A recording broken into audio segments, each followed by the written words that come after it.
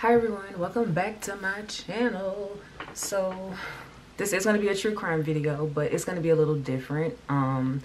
The makeup is already done. I was just not good at multitasking today, I guess because I got off work. I don't know, but the makeup is already done, so I'm just going to be telling the story today.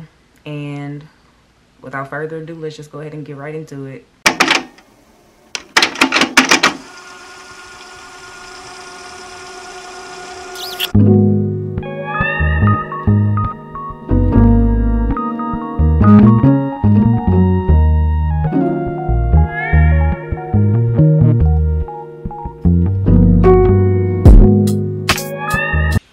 On June 4th, 2008, a 911 call was made to the Mesa, Arizona Police Department by a woman named Mimi. When the police got there, they investigated the area and they noticed that a young male was deceased in the bathtub. And they started to question the three people that were around, and they asked if they knew anyone that would harm the young man that was found in the bathtub, and they all gave the same answer: Jodi Arias. Jodi and Arias was born on July 9th, 1980 in Salinas, California. She is a Cancer. And she was born to William and Sandra Arias. She was one of 5 siblings. She had 2 sisters and 2 brothers. According to Jodi, she did not have a normal childhood, but anybody that knew her personally would say that she actually had an ideal childhood. Jodi said that she grew up in a very abusive household. She said that at the age of 7, her mom started carrying around a wooden spoon in her purse so that she could just hit her at her leisure. When Jodi was 10 years old, she became very infatuated with photography, which will definitely be important later on in the case. And she decided to kind of have like a side hustle as like a freelance photographer. And she went to Eureka High School in California, but she dropped out in the 11th grade to pursue a career in photography. So she continued to do freelance photography, but she realized that it's not paying the bills. So she decided to get a job as a server at the Ventana Inn and Spa. And there she met the restaurant and bar manager, Darryl Brewer. And the two started dating in 2003. And over time, they started to get more and more serious, which ended up leading to Jodi moving out of her parents' house and her and Darryl purchasing a home together in Palm Desert, California. Now, it's already expensive to live in California, but Palm Desert is very expensive. Their mortgage was $2,800, and they both agreed to split it down the middle, and as well as the other bills, they would also split that down the middle as well. Of course, Darryl was making way more money than Jodi because Jodi was only a server and she could not afford her half of the bills on a waitress salary. So she decided to get a second job at a multi-level marketing, which I will be referring to as MLM. She got a job at the MLM Legal Shield, and she was definitely making more money. She ended up quitting her job as a server so that she could work for Legal Shield full time. And when she started working full time, this started to cause problems between her and Darryl because she was not holding up to her end of the bills. So he would end up having to come more out of pocket to pay for everything, which was ridiculous because she was making more money, so she could definitely afford it. But it started to put a strain on their relationship, and the couple did end up splitting, but they still lived together. Like, she didn't move out. He didn't ask her to move out. I don't know if she started paying the bills. I don't know how that happened. But they broke up, but they continued to live together.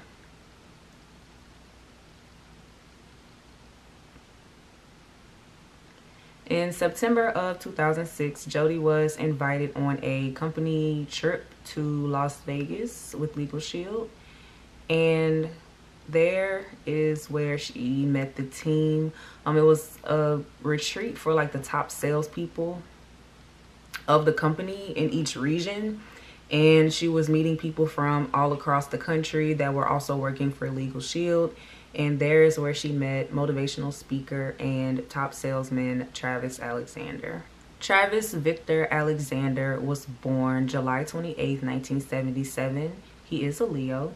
He was born to Gary and Pamela Alexander, and he did not have a happy childhood. His parents were both drug addicts, and Travis was the oldest of 8 children, so he was often forced to look after his siblings. They never had food in the house because his parents were always gone doing drugs or something.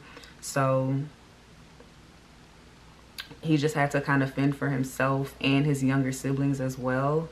And eventually he kind of got fed up with it. He grew tired of it, and he knew he did not want to stay in that environment. So he ended up moving out of his parents' house, and he moved in with his paternal grandparents. And not long after that, his father did end up passing away. I'm not exactly sure how, but his father passed away, and his other 7 siblings ended up joining him at his grandparents' house. And Travis's grandparents, well, he was mostly raised by his grandmother, and his grandmother introduced him to the Church of Jesus Christ and Latter-day Saints, which is more commonly known as the Mormon religion. And Travis enjoyed the Mormon religion a lot. He really did enjoy it. He would always like volunteer to do stuff. He was very active in the church, and he just really, really loved it. And he just was he was a model Mormon. Like, he was just the best Mormon he could be. And he ended up moving because he was born in Riverside, California. He ended up moving from California to Mesa, Arizona, where he began working with the company Legal Shield. And he quickly moved up in the company. Everyone loved him, even around in the community.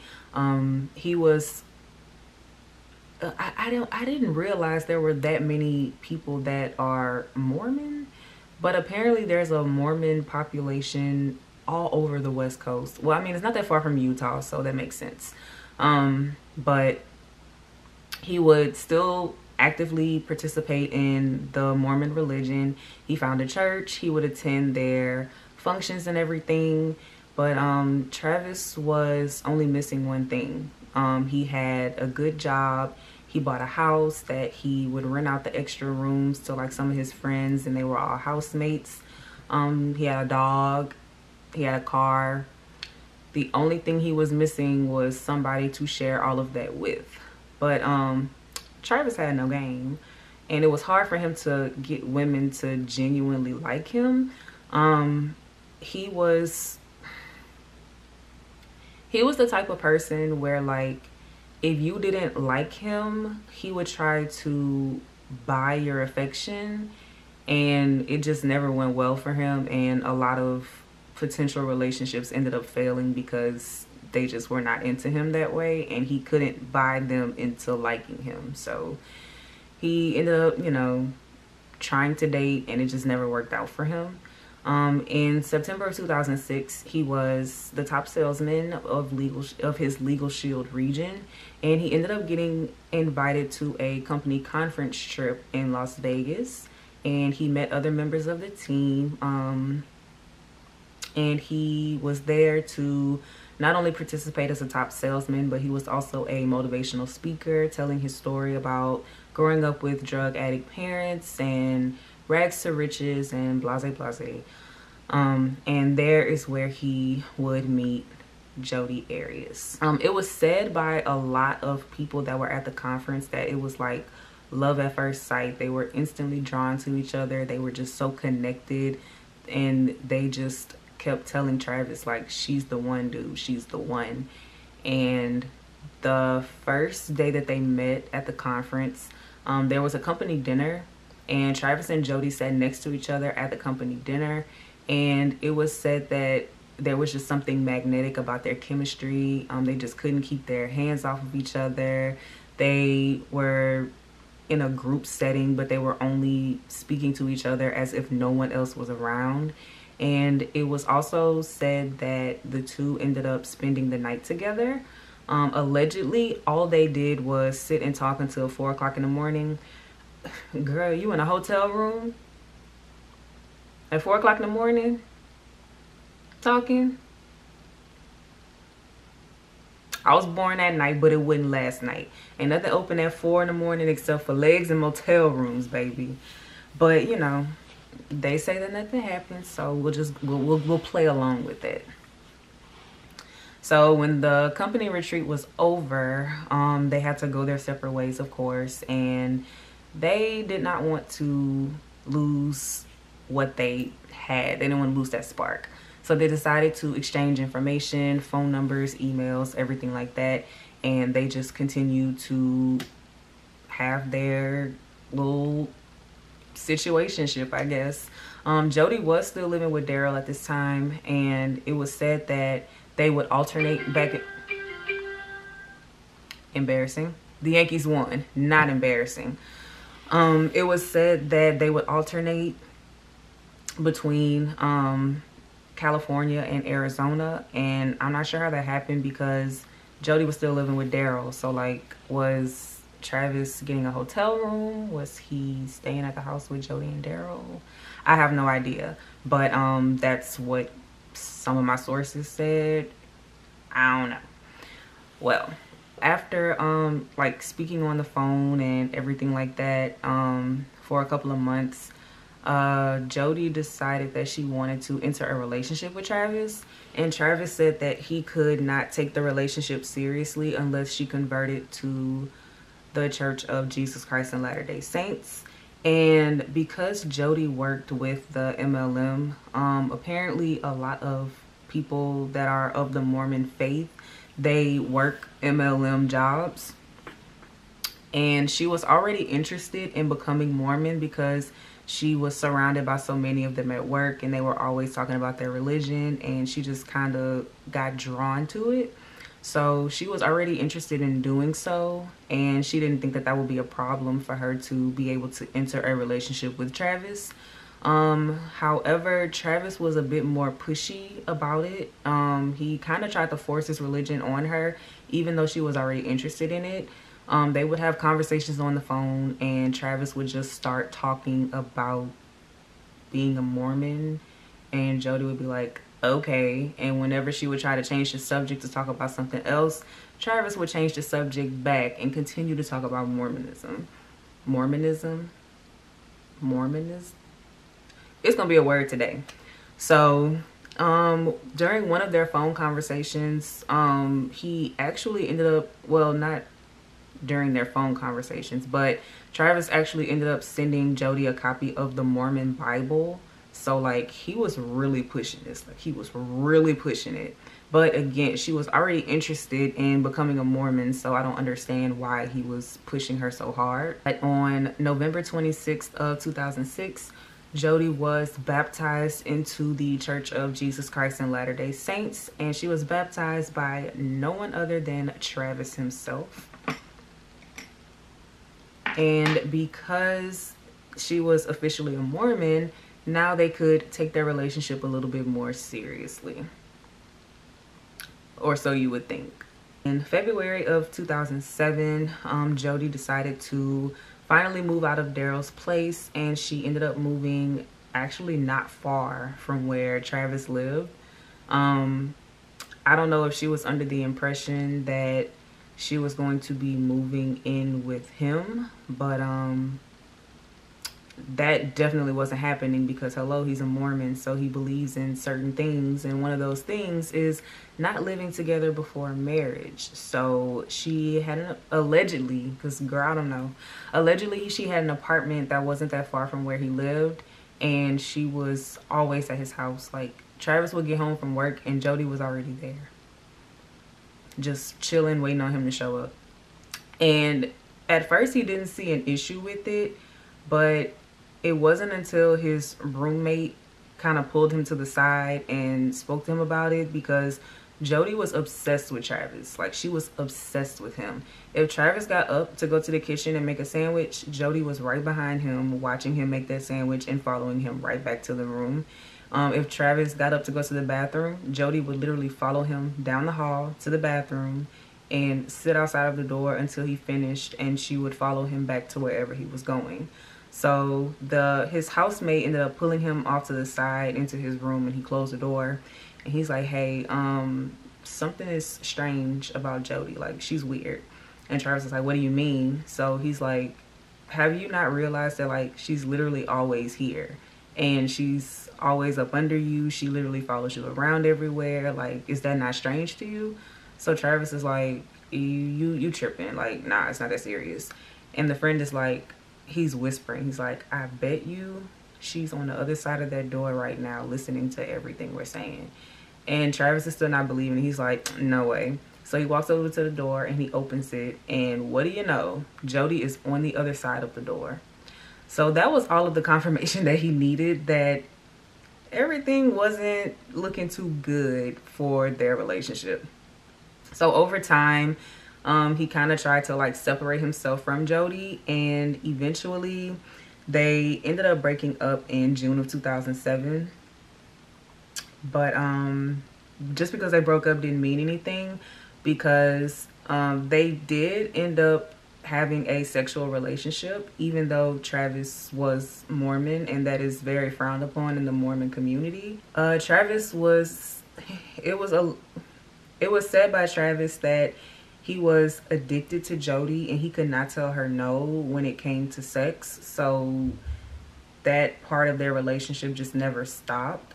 And you know, Jodi was a photographer, so she would often bring her camera into the bedroom and they would take like very racy photos, just, you know, little things like that. And that was it. Like, that was just how they did their bedroom business, if you will. So Jodi and Travis would continue their sexual relationship over a series of months. And in March of 2008, they ended up going on a little vacation together. And this trip was not everything that it cracked up to be. They ended up getting into a very explosive argument. And the argument was so bad that Jodi actually broke things off with Travis. She said that she was done. She wanted nothing to do with him. She just was gonna get her life back on track and forget about him and move on. And in April of 2008, she ended up moving from Mesa, Arizona to her grandparents' house in Eureka, California. But again, Travis said that he was addicted to Jodi, so he could just not leave her alone whatsoever. They were always on the phone talking to each other, and it didn't stop. But eventually Travis did say that he wanted to, you know, see other people, because he did accept that the relationship between him and Jodi was over. So whenever he would try to date somebody else, Jodi would try to like make him jealous and say that she was dating other people as well. But when Travis seemed to not be fazed by it, Jodi decided to kick it up a notch. So there was one incident where she actually said that one of the guys that she was dating was like stalking her, and she tried to see if Travis would get worried about her, or she tried to see if he would like ask her to come back to Arizona. And he really just kind of told her, like, you know, call the police, file a police report, you know, do something about it that way, whatever. And he just was over it. He was so done. And Jodi, it bothered her. It really did. And she started to get a little crazy. And by a little crazy, I mean a lot of crazy. I don't know if Travis was just predictable or if she already had the information, but Jodi hacked into Travis's Facebook and also his email so she could monitor everything that he was doing. If he got a message on Facebook from a woman and Travis hadn't read it yet, she would delete it before Travis could read it. She would also go through like other messages that he had with like other women that were already like being responded to and everything. And she would just like kind of read their conversations to see what they were talking about. And she ended up coming across a young woman that Travis was dating her name slips my mind right now, so we're just gonna call her Lisa. So Jodi ends up finding out that Travis and Lisa are seeing each other, and she loses her shit. Like, she really loses her shit. She ends up stalking not just Travis, but she starts stalking Lisa too. She's stalking Lisa. She's making like fake profiles and everything to harass her. She even went so far as to drive to Arizona and stalk them. She would like look through their messages and everything to see where they were going to meet up, when they were going to be there, what time, everything. So she would drive from California to Mesa, Arizona, and she would sit outside of whatever venue they were at, and she would like stare at them through the windows, and if it looked like they were having a good time, she would go and she would slash Travis's tires. There were times where Travis would be, you know, at home with Lisa, and he would walk Lisa out to her car when she was getting ready to leave, and they would get outside and both of their tires would be slashed. And Travis did tell Lisa that he told her about Jodi. He did say that he had like a crazy ex and everything, but he did try to like reassure Lisa that he had the situation under control and that she had nothing to worry about. And that was up until one night they were sitting in Travis's room watching TV, and Lisa started like hearing stuff outside the window. So she asked Travis to go and check it out, and he said that it was probably just the wind. She had nothing to worry about, until Travis's dog started barking very frantically, and that is when he was like, okay, something might not be right. So he gets up and he goes outside, and he sees outside his window Jodi crouched down staring through the window. Lisa loses her shit and she tells Travis that she cannot do this anymore, she cannot handle it, and she's done. So she gets in her car and she leaves. After she leaves, Jodi and Travis are talking and everything, and he's asking her like, what are you doing, why are you doing this, and you know, everything like that.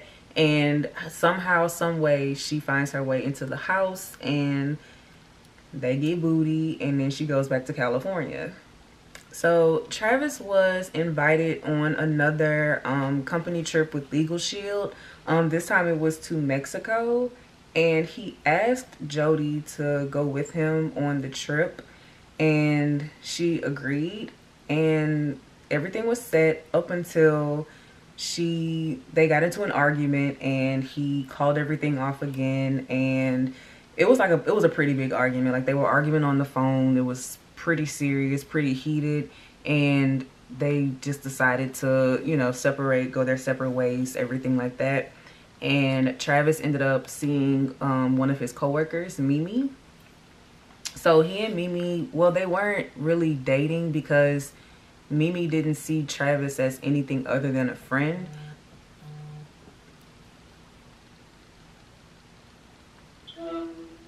Hey, Pookie. Hey, baby girl. Hey. You look good, baby. Thank you. You look good. You look good. I'm still filming. Oh shit, sorry. Yeah, so Mimi wasn't interested in Travis, but he figured that if he took her with him to Mexico, that he would show her a good time, and eventually she would start to like him and they could potentially start dating. But I don't think that was gonna happen, because unfortunately neither one of them would make it to Mexico.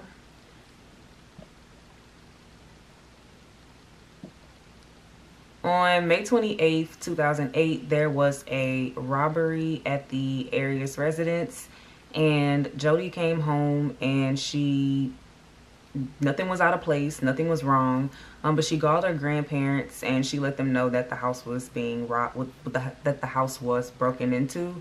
And when her grandparents asked was anything stolen, she said that the only thing that was stolen was her grandfather's .25 caliber handgun, which is very important. It's very important. So they file a police report and they report the gun stolen, and that's just that. No further investigation was brought up into it or anything like that. So it's getting closer and closer to Travis and Mimi's trip with Legal Shield. And the closer it gets, the more it starts to bother Jodi, because of course she's still stalking him. She still has like all of his information and everything. So to try to get her mind off of it, she decides that she's going to go to Utah to visit her friend Ryan Burns. And she goes to a budget rental car place that's about an hour away from Eureka, California. And she rents a car. And then she contacts her ex, Darryl Brewer, and she asks him if she can borrow 2 gas cans. So she goes to pick the gas cans up, and he asks her, like, why do you need 2 gas cans? And she's saying that she's about to drive to Utah so that she can go and visit her friend Ryan. And she says that she doesn't want to stop to like get gas or anything because she's not familiar with the area. She's worried that, you know, she might have an incident where she were to run out of gas. She's just coming up with every excuse that's kind of believable. So he says, okay, you know, just be safe. Let me know when you get there. You know, the typical I care about you type of stuff. And she takes the gas cans and she goes. But she does not go to Utah immediately. She goes to a gas station to fill up the gas cans. She pays for one of the gas cans with her debit card, and she pays for the gas for the other gas can in cash. And there is like CCTV footage of all of this going on. She also went to Walmart and she bought face wash and some other like miscellaneous items. I don't know. There's also CCTV footage of that. If I can find it, I'll insert it somewhere in the video. So after she leaves Walmart, she gets in the car and she drives to Mesa. So when Jodi gets to Mesa, of course, she goes to Travis's house and the two engage in some sexual activity, of course. And Jodi does have her camera. She does take pictures of the two of them during, before, after, everything like that. And she ends up, Travis decides that he's going to go and take a shower because he's about to start packing and everything for the trip that he has with Mimi. So when he goes to take a shower, Jodi, who always follows him around the house, she ends up following him into the bathroom, and she is steady taking pictures of him while he's in the shower. And she also takes the last photo of Travis Alexander alive, because immediately after she takes out a kitchen knife and she begins to stab him while he's in the shower. And Travis was fighting for his life. He jumped out of the shower and tried to like run back to the bedroom, but he did not make it because he was losing so much blood from being stabbed so many times. So I don't know how, because Jodi was very small, but she managed to drag Travis back into the bathroom. She put him back into the bathtub and she retrieved the .25 caliber handgun that was stolen from her grandfather's house, and she finished Travis off with a gunshot wound to the head. And she attempted to rinse off his body, and then she cleaned herself up and she left. And once she left, she ended up finally going to Utah. So Mimi is worried because she has been trying to get in touch with Travis regarding the trip to Mexico that they have coming up over the next few days, but he's not returning her phone calls, he's not returning her emails or anything like that. So she decides to kind of reach out to some of his friends, and she's still getting no answers. There was a conference call that they were supposed to be having that Travis was leading, and Travis completely missed the conference call, which was not like him. Even if he was going to be late, he would still let everyone know that the meeting would start a little bit later than usual, but he just never showed up. He never sent any emails out or anything like that, which really made her worry because that was not like Travis at all. So she decided to reach out to one of his friends. She went to the house first, and when she realized that she couldn't get in because she was like ringing the doorbell and everything and no one was answering, So she called a friend of Travis and she asked if he had heard from him, and he said that Travis was in Mexico, and she said that no, we were supposed to go together. The trip is not for another couple of days, but I've been trying to contact him and he hasn't reached back out to me. So like, can you help me? So he ended up coming over to the house and he unlocked the door for her so that she could go inside and investigate to figure out why Travis wasn't returning her phone calls or anything. And they went to Travis's bedroom. Well, before they got into the bedroom, Travis's dog was barking, like kind of like a whining bark, as if he like hadn't been fed or anything like that. So the friend decided that he was going to, you know, feed the dog, make sure the dog had everything, while Mimi ended up going over to Travis's bedroom door. So she tried to jiggle the handle and the door was locked from the inside, and she started to knock on the door, but she didn't get a response. So the friend notices like everything that she's doing, and he's like, okay, this is strange, because why is the door locked from the inside? Why is Travis's car here? What is going on? So Travis's housemate is in the other room, and they knock on the door and he comes out and they're asking if he's heard from Travis, to which he responds, Travis is in Mexico. And she's like, no, because we were supposed to go to Mexico together and the trip is not for another few days. So now the friend is like, something's weird. So he actually has a key to Travis's bedroom door. So he retrieves the key and they go to the door, and as soon as he opens it, they are hit with a very foul odor. And Mimi is like, I'm not doing this. I'm going outside. Y'all can go inspect. I'm not. So she goes outside to call the police. And I don't know if anybody has like, the smell of death is something that you do not forget. So like, if you ever have smelled like a dead body, you know what that, like a decaying body, you know what that smells like. And it's not a smell that you forget. It's very recognizable if you have smelled it before. And I'm pretty sure that's what she was trying to get at. So the housemate ended up going into Travis's bedroom and he sees blood everywhere. There's blood on the floor, there's blood on the wall leading to the bathroom, and when he gets into the bathroom, that is where he discovers Travis's body, and he is deceased. So he comes back out of the room and they wait for the police to show up, and when the police get there, they ask if they know of anybody that would want to harm Travis, and without hesitation, everyone gives the same answer: Jodi Arias. So the police end up contacting Jodi and they ask her about her whereabouts on the day that everything happened, and she says that she was not in Arizona, she was in Utah because she's visiting her friend Ryan. So the police end up contacting Ryan as well, and Ryan corroborates her story. However, he does say that the day that Jodi was supposed to arrive, she didn't come until the next day.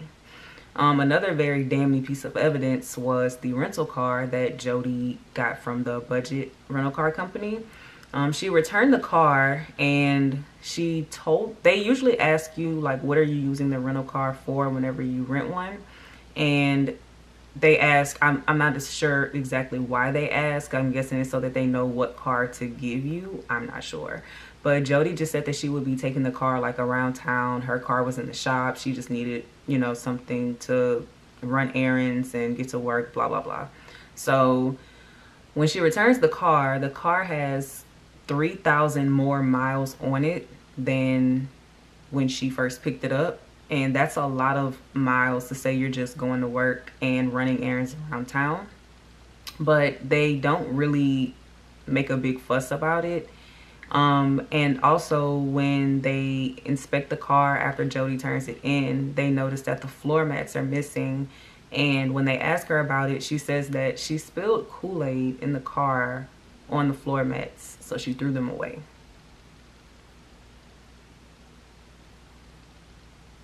Jodi is still like contacting the Mesa Police Department to see if they're on to her, I guess. And they keep giving her like the runaround because they're still investigating her and she just doesn't know it.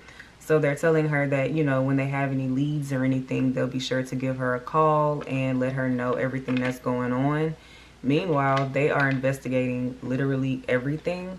They have gotten the footage of Jodi at the gas station. They have run her recent transactions, and they see that she used her debit card at the gas station. They also run the cameras there and see that she filled up a gas can, and one transaction was for like $9, another one was for $8.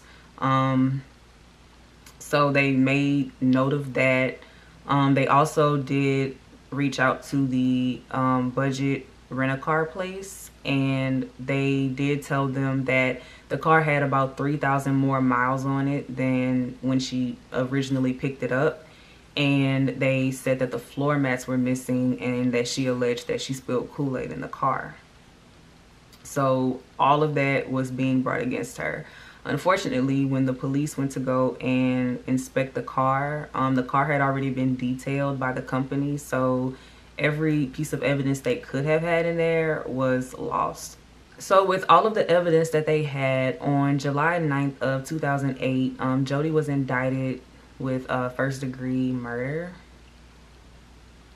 And she was arrested on July 15th, shortly after, at her grandparents' house. When she was being interrogated, it was one of the strangest interrogations I've ever seen. The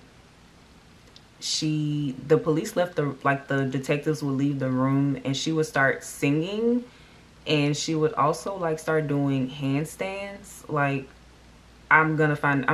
I have to find a video so I can put it in so y'all can see it. It's weird. It's very crazy.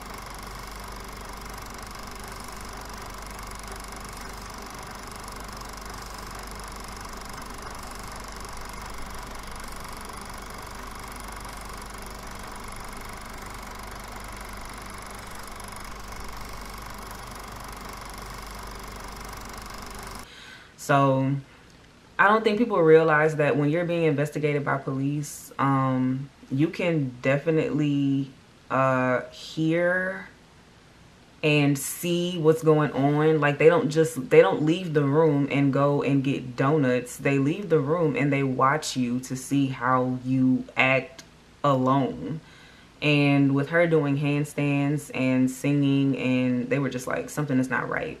So they're still asking her questions, and her story is continuing to change, and they just go ahead and arrest this, and she is extradited to Arizona in September of 2008. And shortly after that, she pleads not guilty. Now, everything goes downhill from here, because when Jodi takes the stand, all hell breaks loose. Literally, all hell breaks loose. She is accusing everybody of everything just to take the heat off of herself. She does bring up the fact that her the alleged tale of her mom carrying around the wooden spoon to inflict pain on her whenever she felt like it. She even went so far as to say that her dad sexually abused her when she was growing up. The dad and the mom, of course, did say that neither of those things ever happened. And when Jodi was taking the stand to talk about her relationship with Travis, all that she did was just try to paint him out to be a bad person. She did talk about their sex life, and she did mention that Travis was very controlling. And because he was a Mormon, and Mormons don't believe in sex before marriage, she said that Travis would not engage in vaginal intercourse with her. So do with that what you will.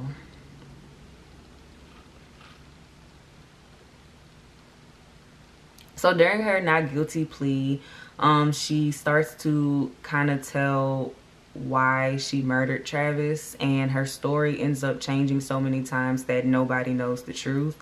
The first story that she tells is that Travis was abusive and that he often like strangled her.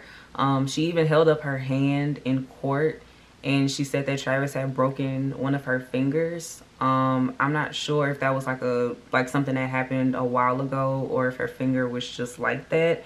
But she used that as exhibit A on Travis being abusive. She also was like recording their phone conversations and saving their emails. And in one of them, Travis said that he wanted Jodi to dress like Little Red Riding Hood and he wanted to tie her to a tree. I mean, it's weird, but it doesn't mean that he's abusive. And she said that they had gotten into it after the sex happened. And I forgot to mention that when she took the photos of her and Travis, this was the final piece of evidence that let them know that they could go ahead and arrest her. She took the camera and she put the camera in the washing machine and started it. But when the police got to the house to do their investigation and they checked the washing machine, they found the camera and the memory card was still inside. So they were able to look at the pictures, and when they presented the pictures to Jodi, she said that it was her, but she denied that it was on the day in question. Unfortunately, there's this thing called timestamps, and the timestamps were on the photos, and yeah, that was all of the evidence that they needed. So now she's in court scrambling because she's trying to find the best excuse to help her to get off with murder. And to make the abuse more believable, when Jodi appeared in court the next day, she had a shirt that said survivor on it, and she just tried to be an advocate for domestic abuse victims, which was just so strange to me. Another way that she tried to get off is by saying that Travis was a pedophile.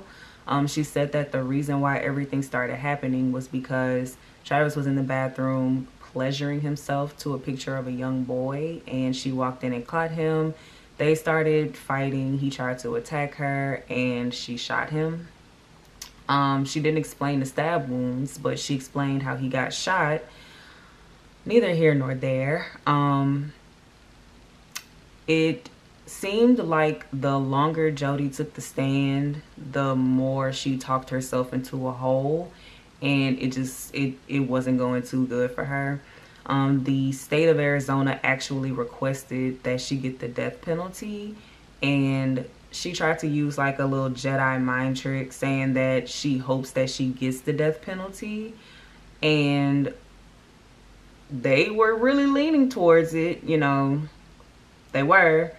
And the text messages and emails ended up being overturned after the state asked for the death penalty. And that's where they got to, you know, read everything, see the relationship for what it was, how toxic it was. They got to see both sides of Travis and Jodi.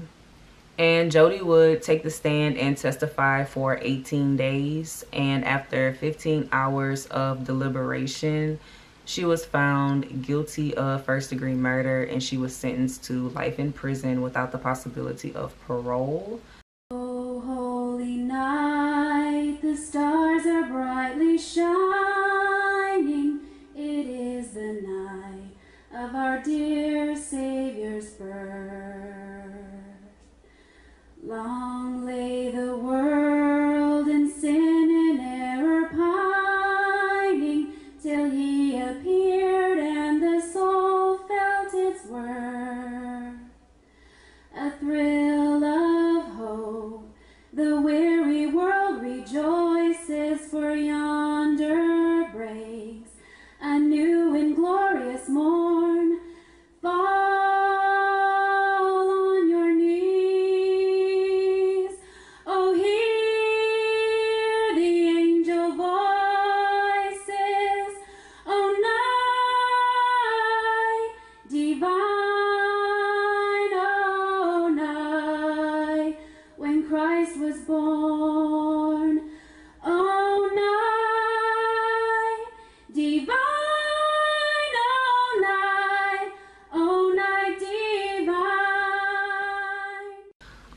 She is currently still in prison. She's still alive.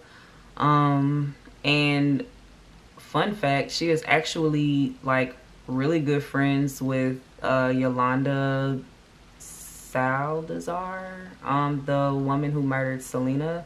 They are actually in the same prison and they are good friends, which is so strange to me. But that is the very unfortunate story of Jodi Arias and the murder of Travis Alexander.